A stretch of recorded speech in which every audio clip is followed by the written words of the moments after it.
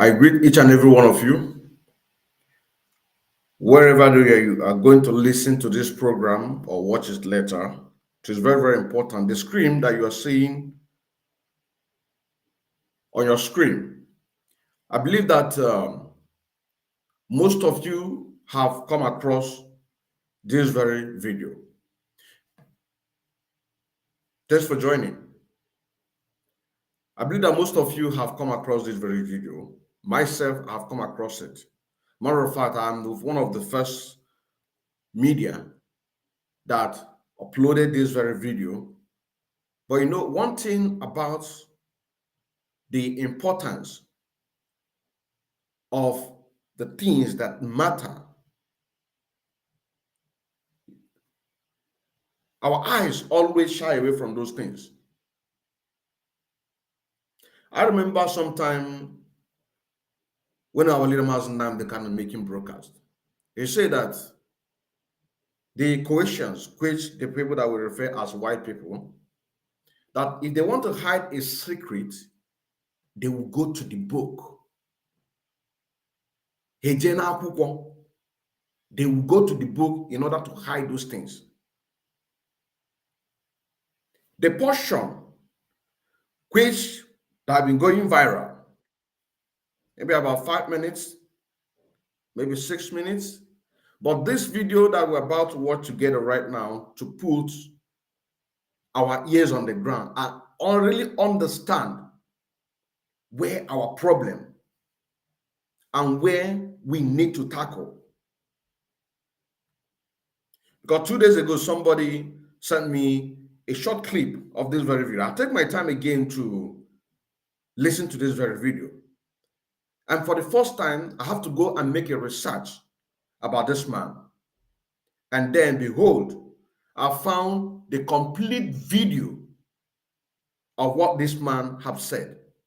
So I want our people to pay very close attention, because the point here is this. The Americans and the Westerners, including China, what they are interested is our natural resources. This is what they are interested. And also, for them to be able to be getting these natural resources to feed the Westerners, they need to keep our people in poverty, in abject poverty. And whosoever that is going to be elected in office must be their servant. We are here to make this very analysis the way where we can be able to do it, so that our people can really understand where and what we need to do if we are not doing much, or where our mindset need to be going. The Westerners want Africans to remain in abject poverty so that they can control. It's like using poverty as a weapon to control the people. You are in control of money. They are in control of money. And bunch of Africans are being starved. You know what I'm saying now? So their leadership, the leader, the president, all this elite and the rest of them, they now have to use money in order to buy them. They use money in order to force them to be corrupt. This very video will show you that it is the Croatians. They are the people that brought corruption in our domain.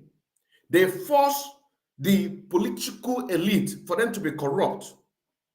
In other words, so that they can be able to control them, for them to be able to be getting the natural resources which they need.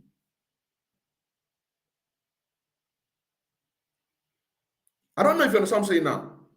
They need to corrupt, create an institution where can easily give away for the corrupt politicians, or the people that have a mindset of corruption can now come in and be corrupted. So once they are corrupted, they now hold them on their balls to control them. This is the reason why Zeke of Africa abandoned Biafra and joined one Nigeria. Our leader Muslim kind of made his position that Zeke of Africa he is the cause of our problem. Because the Westerners allow him, they made a way for him to be corrupt. Making a way for him to be corrupt. Now, when they needed him to act, you also say now, when they needed him to act on their own favor, they have to hold him on the balls. That is why he stands for one Nigeria. Am I communicating to my brothers and sisters? This is the architect. These are the people manipulating these things, creating these confusions. You also say now, creating this confusion in order to be sucking our natural resources, our gold, our diamond, our oil, gas, any natural resources in Africa. They made this very creation so that our mindset will not be going towards that direction.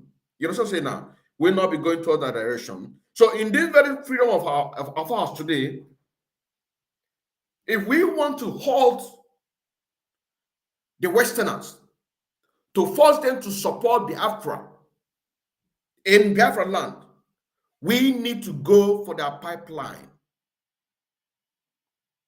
You also say now, we need to go for their pipeline. Because if the answer or answer to the effect, something that is going to affect them so deeply, it's the resources that they are taking. From this video, you're going to hear it. You also say now, what they are after is the resources. They are not after to enrich the people, to create development, industrialization. They won't even allow African country to be industrialized. You see, there's a reason why that when Obasanjo came in, he began to fight Ibeto. He took the license of Ibeto. I want people to understand that in 1963 to 1970 Biafran War, it is not we that made that very war. It is not we that look for it. It is the handwork of the Westerners, because they see how the eastern region of Nigeria at that time was progressing under Dr. Bara. Our leader made this very exposition. It is not our own making, because the Nigeria was created to become an economic and a company. Nigeria was created to become a company. It was not created for a human development. It was created for the beneficiary of the Westerners, for them to use it as money to make money. And that is why they handed Nigeria to the Fulanis, because they came to Yoruba land. Yoruba and the Biafrans rejected them. But when they went to the north, the Northerners accepted them. You also say now, accepted them. So this is the reason why that when they left, they have to hand over Nigeria to Fulanis, because these are the people that are going to work on their own agenda. Biafrans in all eastern region at that time was progressive, was doing well. Every major occupant of any head office, you must find an Igbo man, a Biafran, in that very position, be it in the military, be it in the army. Mazen Nnamdi have taught us, teach about this. Mazen Nnamdi have teach us about this. He has taught us about this. He has taught us about this. This is a live presentation. This is a live presentation. and we are streaming live at Mazi Odinkem and Kendele Mwachineke. 1. Facebook. We're also streaming live at Mazi Odinkem and Kendele Mwachineke. Also Facebook page. We are streaming live at Mazi Odinkem and Kendele Mwachineke. Twitter. We are streaming live at Mazi Odinkem and Kendele Mwachineke. 1. YouTube, and also Mazi Odinkem and Kendele Mwachineke 2 on YouTube. So the moment you're coming in and you're having issues of link, a notification, you go and join one of these ones that I called you right now. So my brothers and sisters, let me go straight to the video so that we can be able to see what I'm talking about. Now, on development in Africa, what's the real story? On development, this is the title, and this is part 1, the role of economics and international institution. Let us listen to it.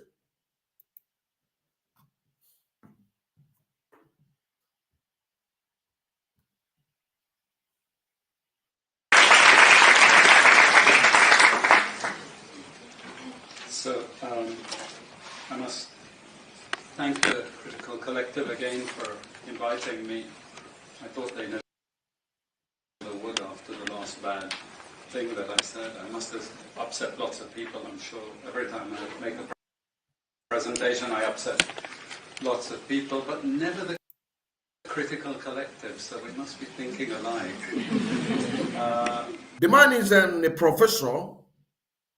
He's a professor of economics. And the man is one of the devilish professor in economics that produce ideology to suppress Africa. To suppress Africa. That is to say, which what they confirmed here, that what they needed is our oil, our natural resources. And that is why I said, for we Africans to affect the Westerners so hard, we need to go after the pipeline. We need to go after the pipeline. The moment we begin to go after the pipeline, then you will now see that they will release Mazindan Kanu and they will grant us referendum. They must. They must. You know what I'm saying now? But not that they are not going to use every necessary means in order to do what? To fight and to stop what we are doing. I am not saying that they are going to back off without a fight. They are going to fight. They are going to employ a different type of mechanism in order to make sure that they put us the place that we are supposed to be, which is abject poverty. So that they can put people like Efa Yoba to be controlling us. That is why it is very, very important. It is very, very important in this very quest of Biafran freedom. If you are a freedom fighter, you need to be upright. You know what I'm saying now? Because a time will come when your service will be needed. A time will come when your service will be needed. A time will come when people like you will be needed to hold a certain position. If you are compromised, if you are always people that love to buy a favor because this person is in a certain position and you decided to befriend that very person to make him or her very happy at all times, then you are a money worshiper, but you don't know it. But if you are a man of integrity, you have to stand and speak the truth at all times, no matter what it takes. Because a time will come when people like that will be needed to hold certain positions. You know what I'm saying now? And that time is coming very closely. That time is coming very closely. The pipeline in the Afro land need to be destroyed. It needs to be destroyed. Talking about sit at home is a good thing, is a wonderful thing. It's good for our people, for their consciously mind to awaken. It's good for their mind. It's good for their mind. It's good for their consciousness. For them to know that they have a role to play.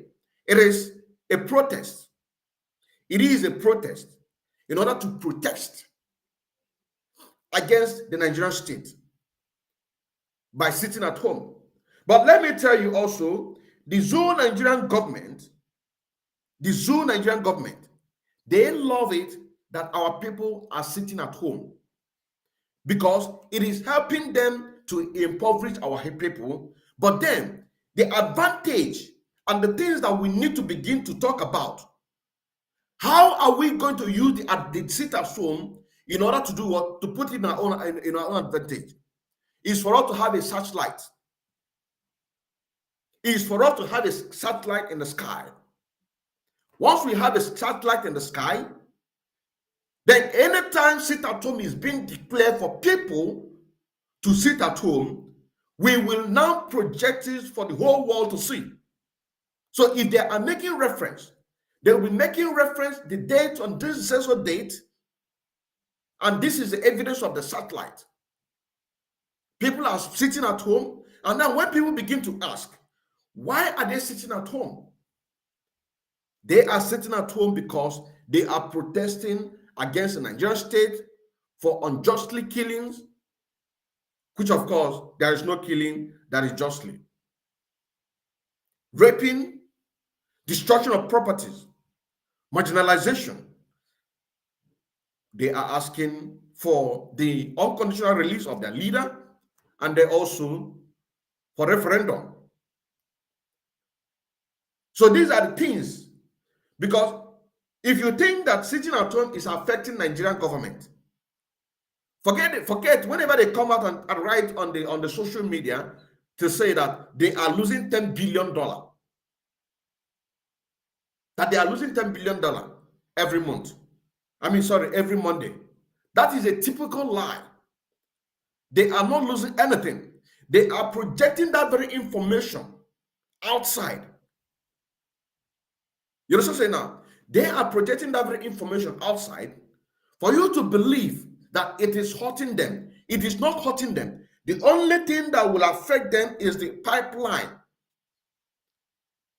that has been mounted from the Afro land to Sokoto and the Niger and the rest of them.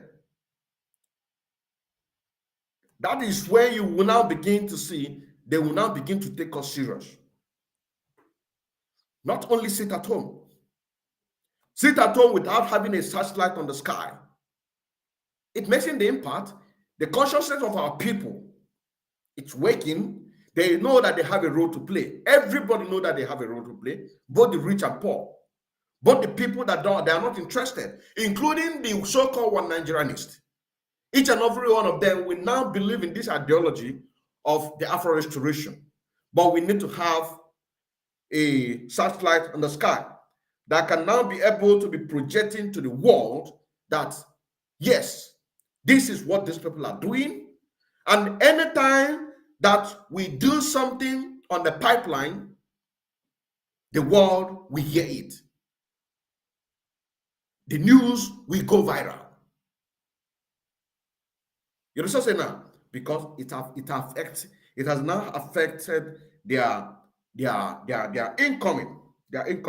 So never believe anything somebody will tell you that the sit at home is affecting Nigerian government. It is not affecting Nigerian government. Rather, it is helping us to wake the consciousness of our people so that for them to be ready. Now we have to use all these mechanisms for our own benefit. We have to use it for our own benefit. So never believe anybody coming out to tell you that they are losing $10 billion every Monday sit at home. That is a typical. They just want to make it for you to believe that you are hurting them. But of course, what is hurting them? What is going to hurt them is to cut any pipeline distribution. So this is the point here. And from this very video that we're about to watch right now, you will now begin to hear these things.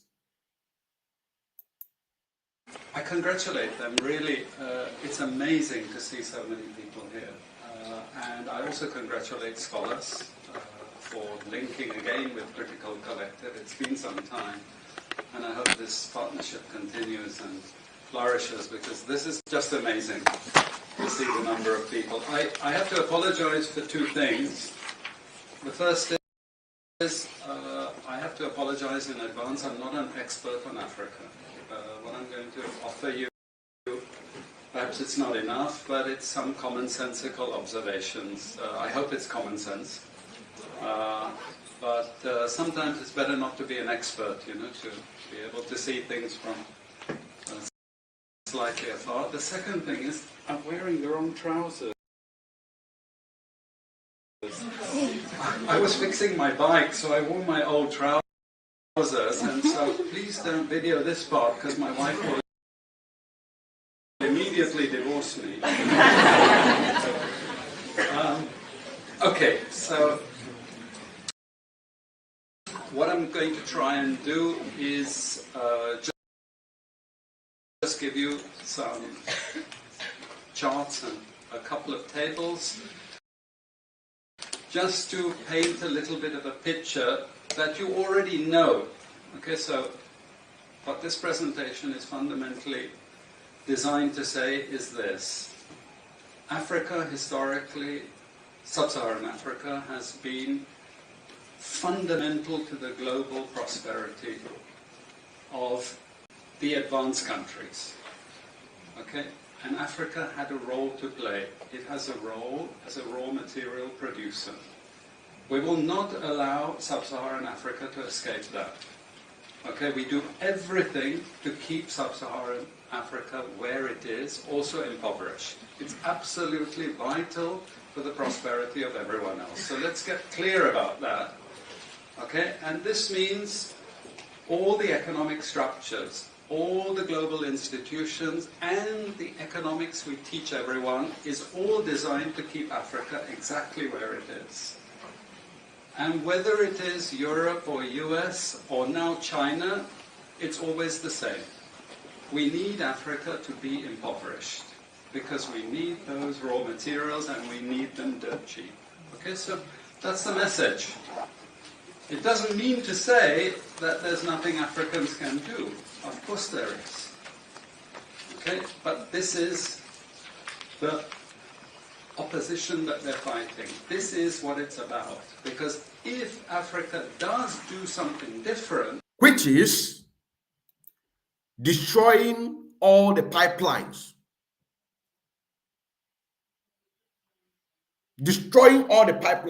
all the pipeline that is supplying oil. That is one of the things that they are talking about. You know what I'm saying now? All the people, all the foreigners coming into Africa to export and to mine, all of them being chased away. A total revolution in all Africa. But our people in Biafran restoration, our people in Biafra land, need to really understand this very point. He is talking about Africa in general. He was not talking about Biafra or the Zulu country called Nigeria. He is talking about Africa in general. You understand what I'm saying now? This is exactly what he's talking about. Africa in general. If they he said, it doesn't mean that there is nothing that Africans can do. It doesn't mean that there is nothing that Biafrans can do for Nigerian government to feel the impact and release our leader Mazen. They can also give us a referendum. You understand what I'm saying now? It doesn't mean. But if we eventually do something that they are not going to give up for a fight, that is why I said it is not going to be easy. And it is not only sit at home. Sit at home is very, very good, but we need to have a searchlight up there. We need to have a satellite up there that can now be able to be monitoring these things. You also say now. Let's continue. I assure you, living standards of all those in Europe and North Let me America take it back. and this is the opposition that they're fighting. This is what it's about. Because if Africa does do something different, I assure you, living standards of all those in Europe and North America and Asia is going to fall. Okay? And that is a big price to pay. I assure you that the West is not going to allow that without a big fight. Okay, so this is what it's fundamentally about. What I want to show you is how these structures are operating. It's just 20 minutes, so we can't do very much, but just to give you a little bit of an idea. And why I keep the ideology part there is because we are part of the producers of ideology at universities and academic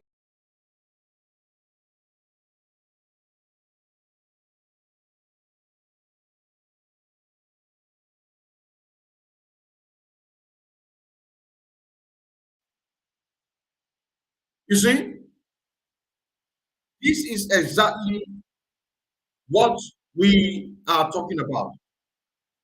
The ideology, everything was created for Africa to remain in abject poverty. They are the people that created it. You also say now, they are the people that created it. They created it so that our people will remain in abject poverty. You also say now, the reason why they created it. And yet they will still be blaming you, telling you that you are the reason why that you are poor. They will be telling you that you are the reason why you are poor. But they are the creator of the corruption. They are the creator of the problem that we are facing.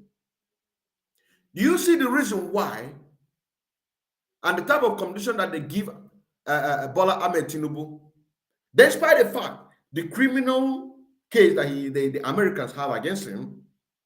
So America supported him. They supported him because of that very corruption, they are going to use him, and they're already using him. That is the reason why immediately he comes in, he now have to remove fuel subsidy because people need to suffer. Because people need to suffer. They are wondering how our people, our Biafran brothers, all over the world, all over the zoo, Nigeria, are making dorime. Even in hardship, you will see our brothers making dorime. Making dorime. So they are wondering, in any situation that our people find themselves, you always see them come out glory. So Tinubu have to call, immediately he comes in, he have to remove the fuel subsidy. Immediately you remove fuel subsidy, that is part of the agreement. That is part of the agreement. So that the people need to suffer. They want our people to suffer so that they will remain under the manipulation and control. You also say now, this is it. And then you now see an idea that they brought about recently, say that they are going to give 8,000 palliative.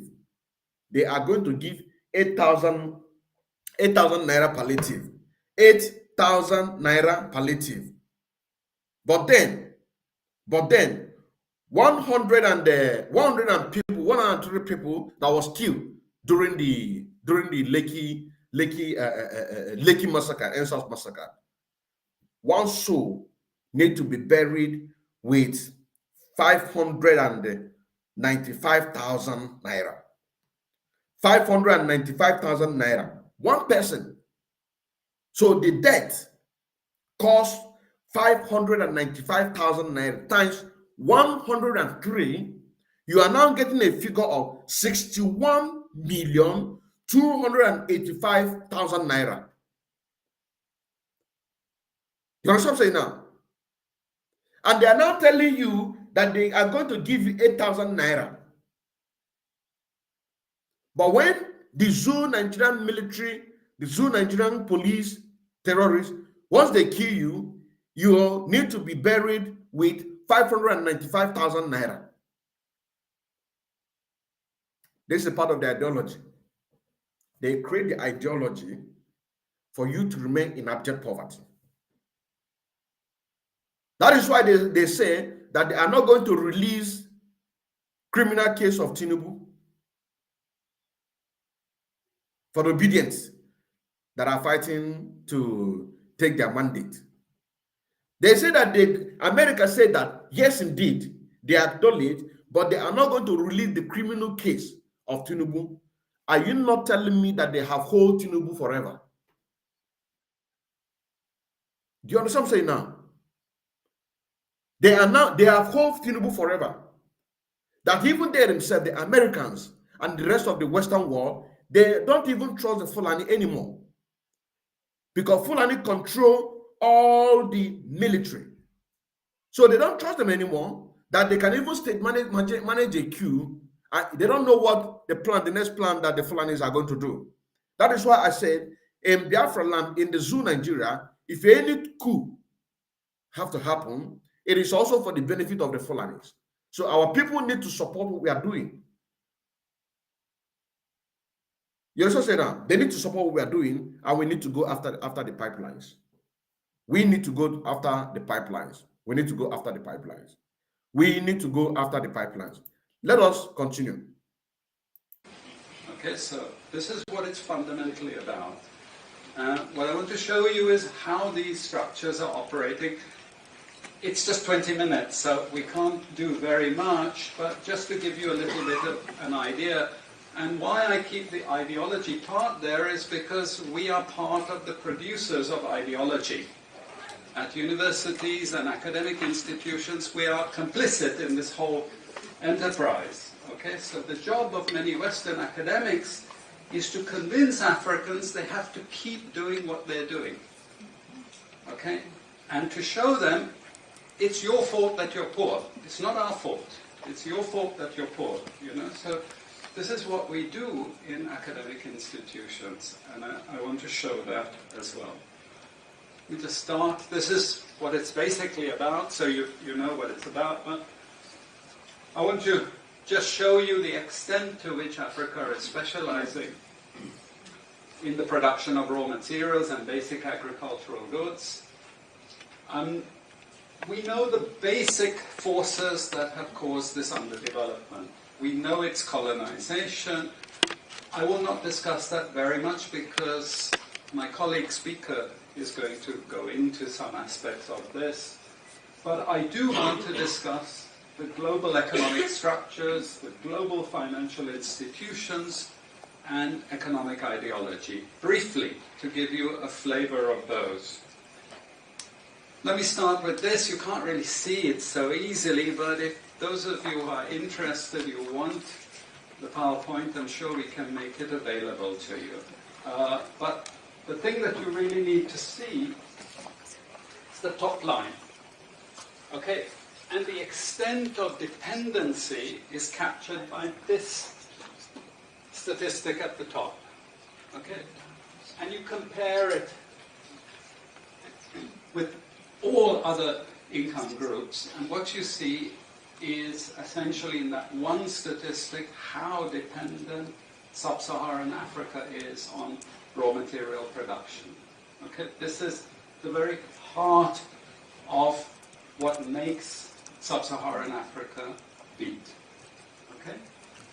Here, just to have a look at one very important additional statistic, with all this export coming from sub-Saharan Africa, how much does sub-Saharan Africa account for in terms of global trade value?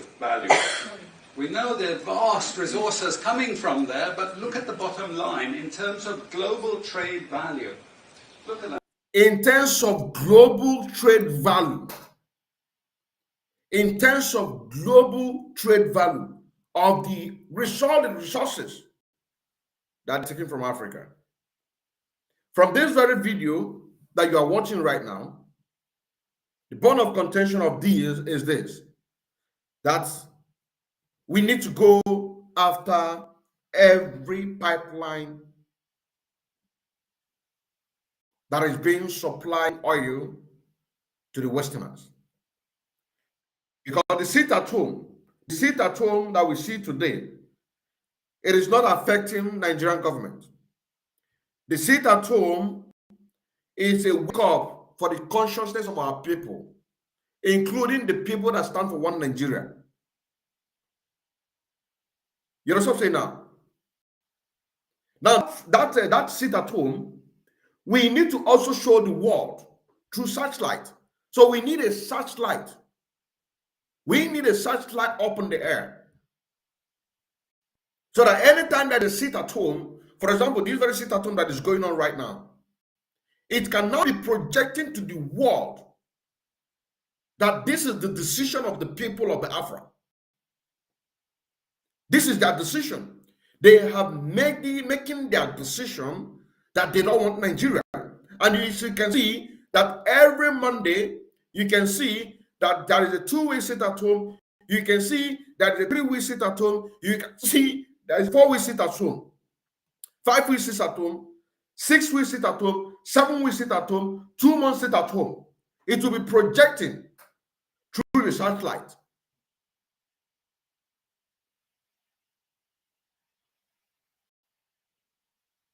Why also our men on the ground goes after the pipeline? This is where you are going to hit them.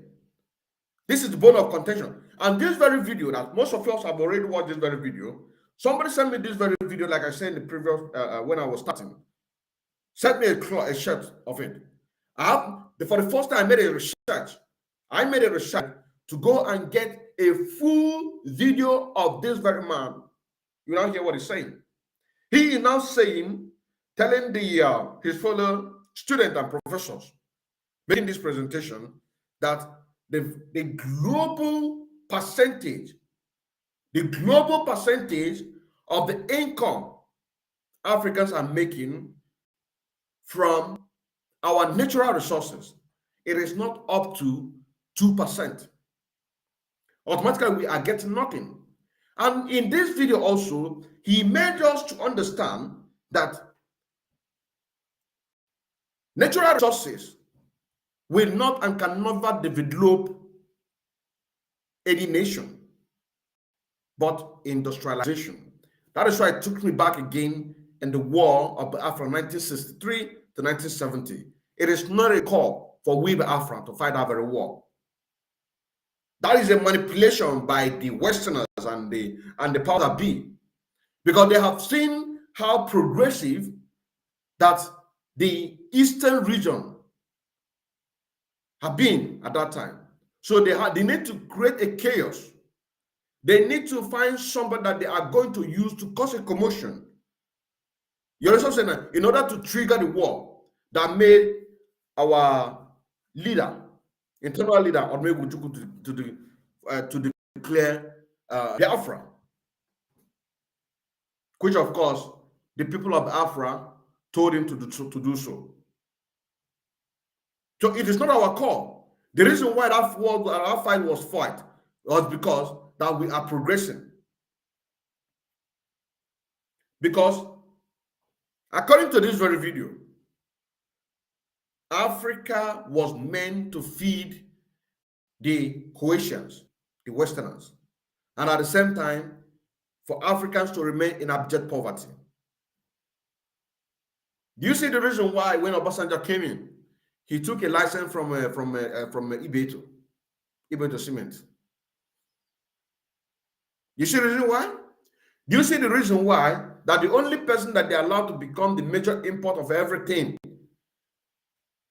in the zoo Nigeria is Dangote? Do you see the reason why even a factory that is manufacturing toothpick, you can't find it in Nigeria? Because it is against it is against their constitution, their secret constitution that they took before occupying any position.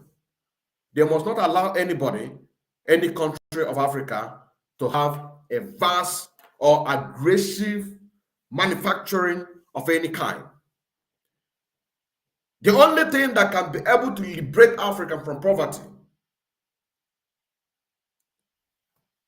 is a vast industrialization, aggressive industrialization, manufacturing a lot of things, which we told them that 5 years, when the Africa come, only 5 years, that is exactly what we needed to meet to the standard of the world.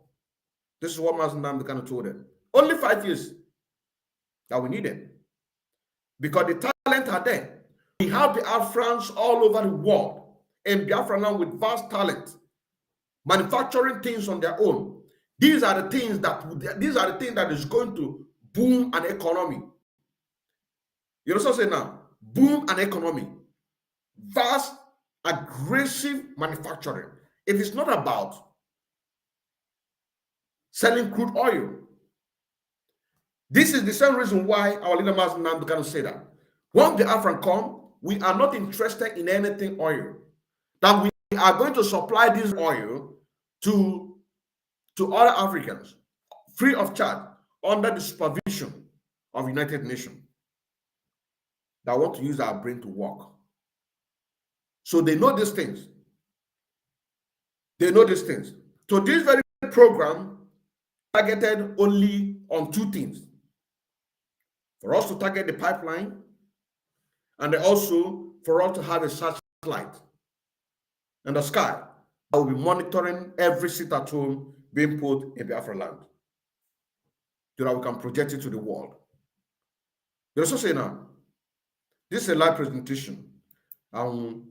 Continue watching and share, please.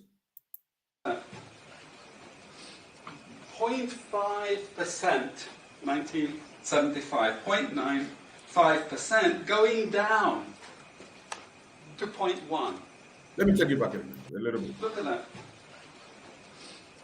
0.5%, 1975, 0.95% going down to 0.1. To 0.1. Meaning that with all these vast resources being produced, how much are they getting for it? Nothing. Look at that. 0.5% from sub-Saharan Africa. How much does sub-Saharan Africa account for in terms of global trade value? We know there are vast resources coming from there, but look at the bottom line in terms of global trade value. Look at that. 0.5%, 1975, 0.95% going down to 0.1. To 0.1. Meaning that with all these vast resources being produced, how much are they getting for it? Nothing. Nothing. This is a very significant piece of data. Then I just want to show you what has happened to sub-Saharan Africa, because what we know, and from all studies, no country ever develops without manufacturing. Okay, producing raw materials will not take you anywhere. Producing basic agricultural goods will not take you anywhere. And let's have a look at how much manufacturing activity takes place in sub-Saharan Africa. We can look over the last 15 odd years, 15, 20 years. And we see manufacturing has actually declined as a percentage of the total. This is percentages of total production in sub-Saharan Africa. How much of it is accounted for by manufacturing? So this figure here is 17% of the total. Most of the rest, when we talk of industry, it includes manufacturing, but the bulk of it is mining. Okay? Raw material extraction. This is the bulk of it. And here we see actually raw material extraction has stayed the same. What has caused industry to fall is the fall in manufacturing production. This is deliberate because we will never, as Western economists, as Western policymakers, we cannot afford to allow Africa to industrialize and start producing manufactures. Okay, so we will do everything to stop that. And I'm going to show you how we actually block that. It's obvious in certain ways, but it's less obvious in other ways. Now, before the man continues, imagine if we all have the same mindset. Let me start from Biafra. Imagine if we all take away all our differences and begin to walk towards the restoration of Biafra. Imagine if other Africans begin to fall into the same queue. Imagine that the beginning of the Biafra restoration, which would dissemble the official boundaries. Imagine that 1884-1885 Berlin Conference. Imagine. Then with all this exposition, because what you are watching here, it is a raw exposition that is going to help Africans to recover. This very video, because like I am going to play this very video from the beginning to the end. This video that you're seeing, it's a raw evidence what Africa needed for them to grow.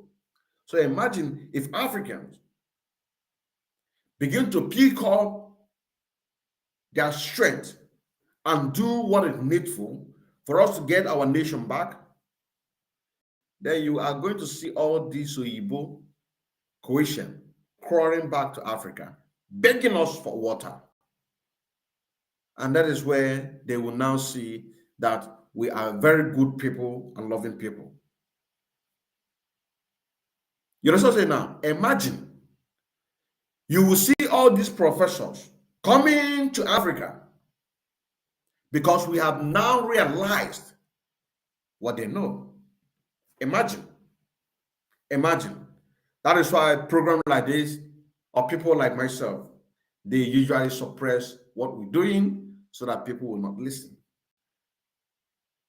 They do that sometimes in order to kill our spirit or to kill my spirit, but they don't know that even if it's only one person that is watching, I'm going to finish my program. Because tomorrow, somebody is going to watch it. Next tomorrow, somebody is going to watch it. Every day goes by, somebody must watch it. Because truth is always hidden. They will hide the truth that you can never see the truth. I am one of the truth. They can say that if they want to hide the truth from you, they will go and hide it in a book. You understand what I'm saying now? I am one of the truth.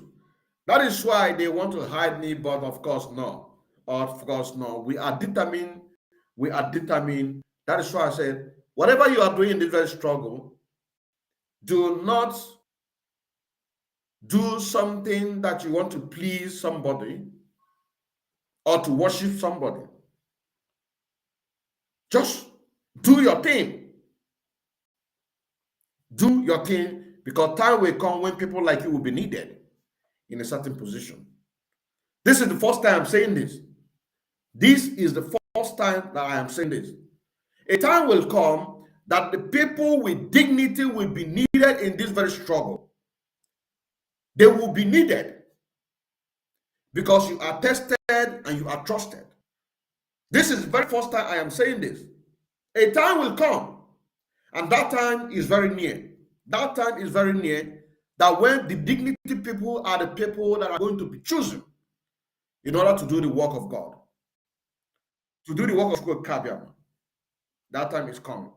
So the bone of contention of this very program, number one, pipeline that is supplying oil to every northern state need to be destroyed. For Nigerian government and their counterparts, Europeans and the Western powers, to really know that we are serious. Release Mazen Nnamdi Kanu for us. Grant us a referendum for us to decide, because we have now opened our eyes. Second is that we need to have a searchlight on the air. We need to have a searchlight on the air. And whenever there is sit at home, we can now be able to be projecting these things before the international community. You're also saying now. Let's continue. Now, we have actually seen periods of rapid growth in sub-Saharan Africa, misleading people, saying, oh, you know, we're now doing much better. And this has happened recently. Recently, I've had students come and tell me, we've done much better now. And you can see growth rates rose quite sharply in recent times. Now are starting to go again down. But if you look historically, the same thing happened earlier. Why? Because in these two periods, we had East Asian rapid industrialization processes. So in the earlier period, we had Japan and Korea and Taiwan. Okay, rapid growth, sucking in raw materials from Africa, driving up the prices, and then sub-Saharan African countries grew. Exporting raw materials, they grew. But after those countries finished industrialization, then sub-Saharan African growth rate again fell. Okay, but along comes China. Next wave. Okay, again, sub-Saharan African growth rises, but now China is going down. As many of you now know from the press, China is going down. But sub-Saharan Africa is going down even faster. And we're going to go back to where we were again, with very low prices of raw materials, very low growth rates, and again, the sorts of poverty that we saw once before. Because, bottom line, sub-Saharan Africa is condemned to this role. Just the supplier of raw materials, not a manufacturer. Very recent data showing emerging markets that produce raw materials against emerging markets that produce manufactures. And you can see now with the weakness in the global economy, it's the emerging markets, that's the red line, it's those countries that are suffering the most, the emerging markets producing raw materials. They're suffering the most. And here it translates into their currencies being butchered. Okay? The currencies are collapsing of these countries, and many of them are sub-Saharan African countries. Some of them are Latin American countries, okay, who also rode that same wave. They thought that raw material production was going to save them. But now they're facing terrible problems. And I'm sorry to say, it's just going to get worse in the next 2 years. It's not going to get any better. And this is what it does in terms of gross domestic product. It's the blue line you should look at. It's the blue line compared with the red line. And what we know is that blue line is really going to go down sharply in the next 2 years. Okay, so relative to the rest of the world, sub-Saharan Africa is going to suffer. Again, why? Because it's condemned to this raw material production. This is basically why. How is it condemned to that? Well, the first and most important is the economic structures. After colonization ended, we needed new structures to keep these countries where they were. Okay? And the first of those is aid. Okay, we give them aid. Aid for what? Actually, we give them aid to keep repressive regimes in power. That's all.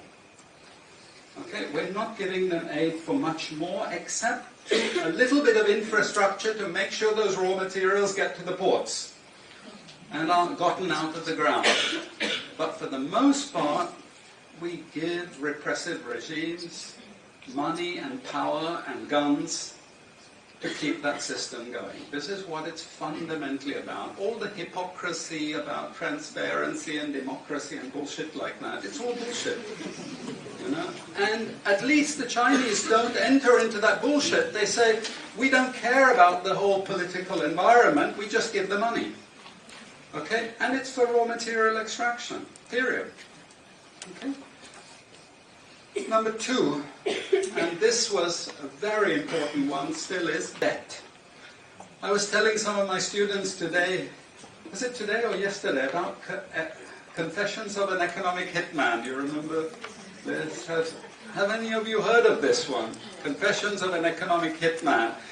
It's a book written by John Perkins, who used to work for a very nebulous, opaque bank. No one had ever heard of this bank, but it was formed in the 1950s by the IMF, the CIA, and the American State Department. And it had only one job: to lend money to developing countries that were raw material producers in order to indebt them. Once you are in my debt, I control you. Okay? And this bank had 4,000 employees. But no one ever heard of this bank, you see. But it would go to country after country offering loans. And if the president did not accept the loan, they were killed. And he gives two examples of presidents who were killed when they did not accept the loan. You see, the lending is also very important to trap the country. It is very important. It's part of that process. I teach in Suriname. And Suriname in recent times had a huge foreign exchange reserve. So big they didn't need to borrow money. And then one of my students who was very high up in government, he said, you know, the IMF is trying to convince us to borrow money from foreigners. Why? I thought, duh, you know, sorry about this, but, you know, this is the game. And in the end, Suriname did borrow this money because the IMF said, if foreigners lend to you, then everyone will think Suriname is such a strong economy that foreigners are interested in lending to you. You understand? Before Lula came to power, you know, the previous president in Brazil, Cardoso, his predecessor, took a gigantic international loan. No necessity for taking the loan. Why? Because once I catch you with the debt strings, I hold you forever. You are my prisoner. Okay, so debt has been this huge spider's web which has trapped sub-Saharan Africa and keeps them held there. Aid, debt. We have a third structure which is again not known by many people, but it's something that was put in place and continues to this very day, with no one discussing it. No one says anything about it. It is monopoly buying structures. This is for all raw materials and basic agricultural goods produced by developing countries. There are only 4 or 5 Western multinationals that buy all those goods. And they collude between them. So if you take any major product, these Western multinationals, they collude between them. Even if we go down to banana production, we had a PhD done here at the ISS, and the person showed that the 4 or 5 major multinationals, they collude, and in order to make sure their control is total, what they do is they force all the producers to produce the same uniform banana. You know, the crap you buy in the West and has no taste at all. You go to any developing country, you know how a banana tastes, don't you? There's so many of them, lots of varieties, but we only market one or two types, so we have control, you see. If you don't produce at the price I want you to produce, I go to the next country. You see, we get control. So these buyers, they impose that control, and they keep pushing the prices down and down and down. Okay, this is the game. No one says anything about it. There are no commissions of inquiry to say, this is illegal, what you're doing. The WTO has nothing to say about this.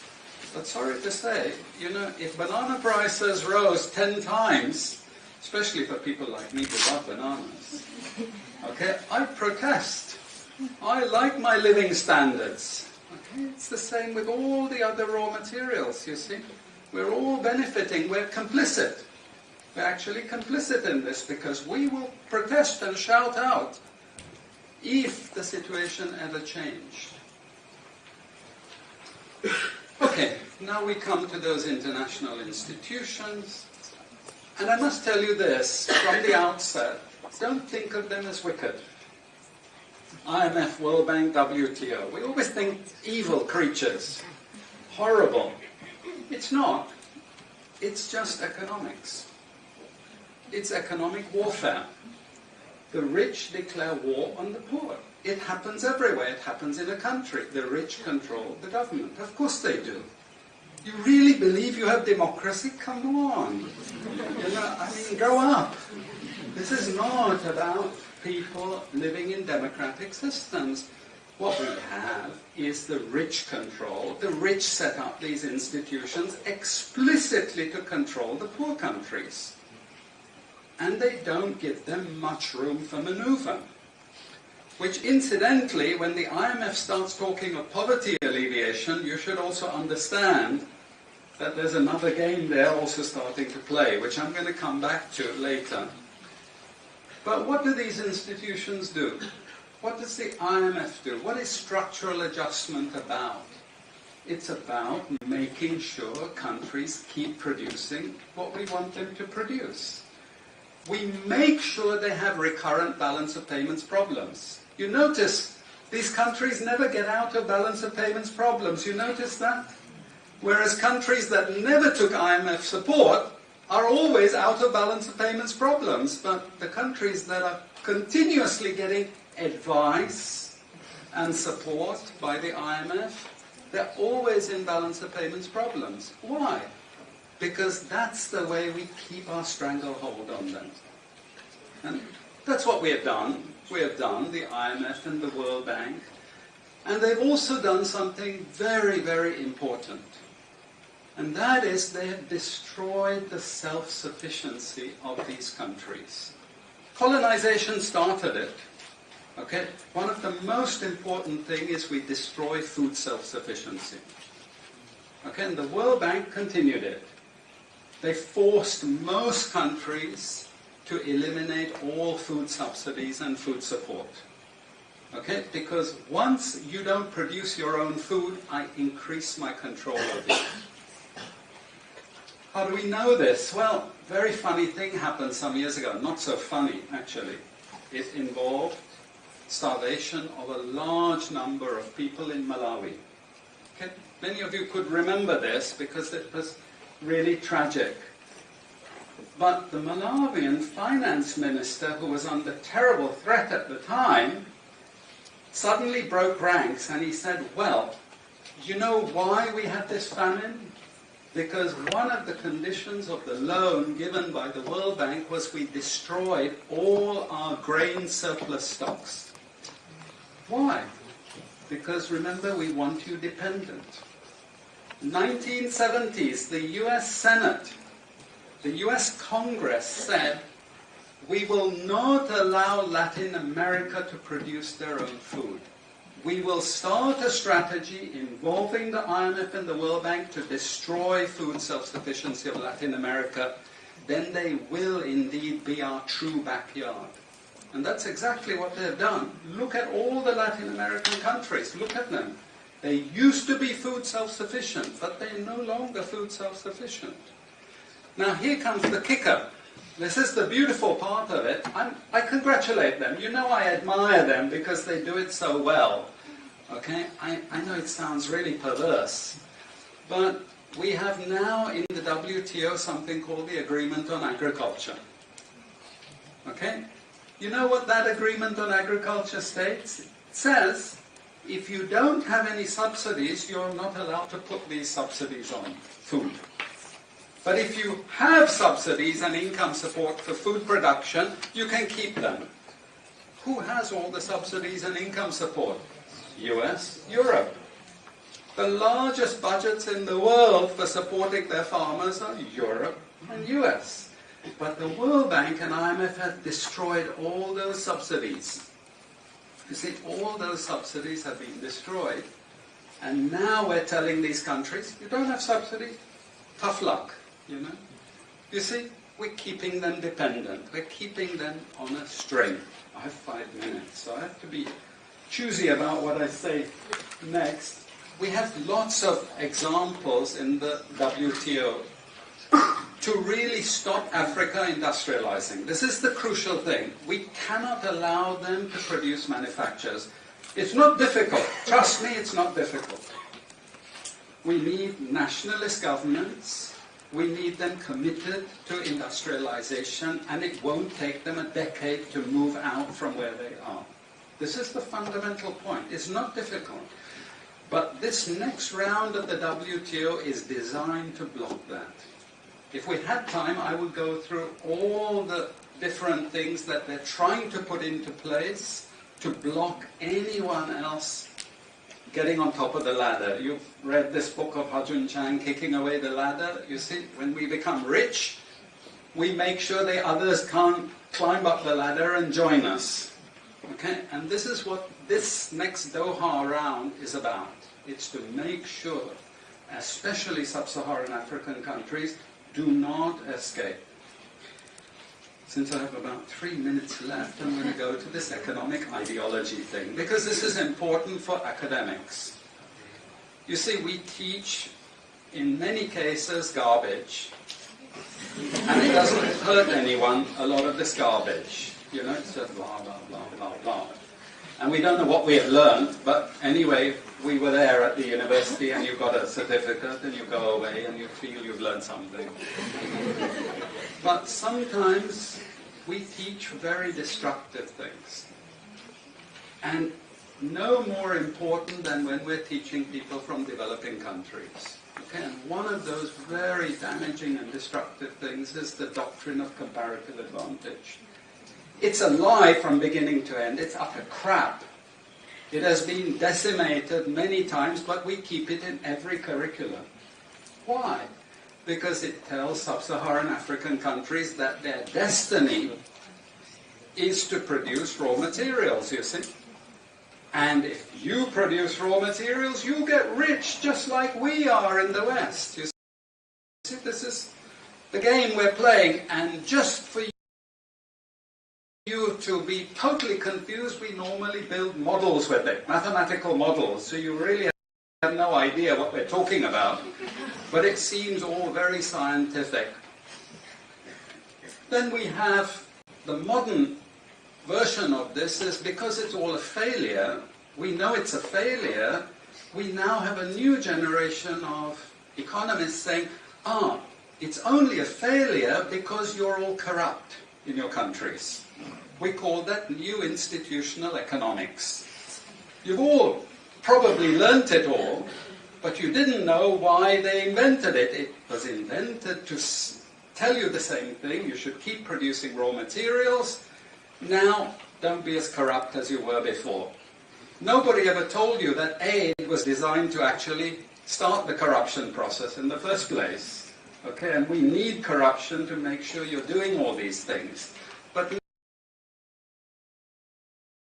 now we blame the victim.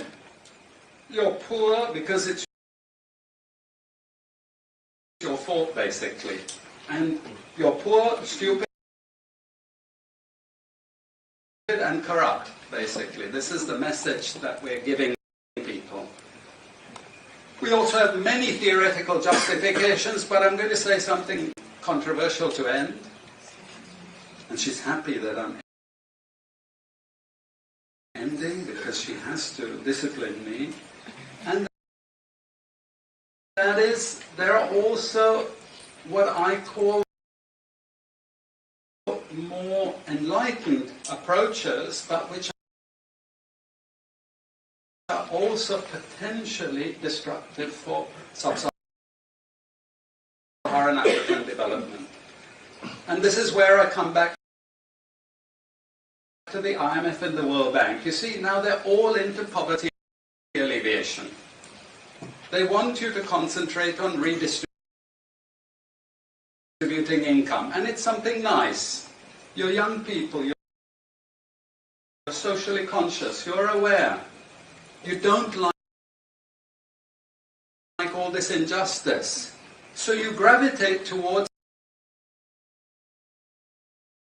what we call pro-poor strategies. But actually, I'm sorry to tell you, that is not what Africa needs. Africa needs aggressive industrialization. When China was a communist country and we had equal distribution, who feared China? Who took them seriously? They weren't even the size of the Netherlands. But today, I can't open an internet site, I can't open a magazine, I can't open a newspaper without China, China, China, China. And we know what has built China is not socialism or communism, it's capitalism, guys.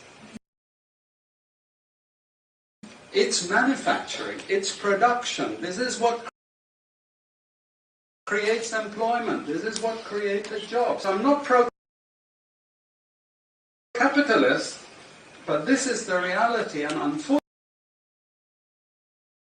unfortunately, we're now going to get caught with the good cop, bad cop. The good cop is now IMF saying, oh, you must concentrate on poverty reduction and income redistribution. As long as we can take you away from industrialization, this is the crucial thing, you know. I leave it at that, and I'm sorry I took so much. You see, that is why I say that this is a great exposition. So we already know our problems. And now, the solution is before us. Begin to destroy all the pipelines. Have a satellite on the sky that will project to the world that, yes, indeed, that the Biafrans want to have their independence. I'm going to post this very video again on my channel so that other people can be able to have access to it. Complete 29 minutes, 38 seconds of this very video. Then sometime by tomorrow or next, there is another exposition similar to this, an exposition against this very evil agenda from one of theirs. We can also go through it together. And on this note, I say good evening.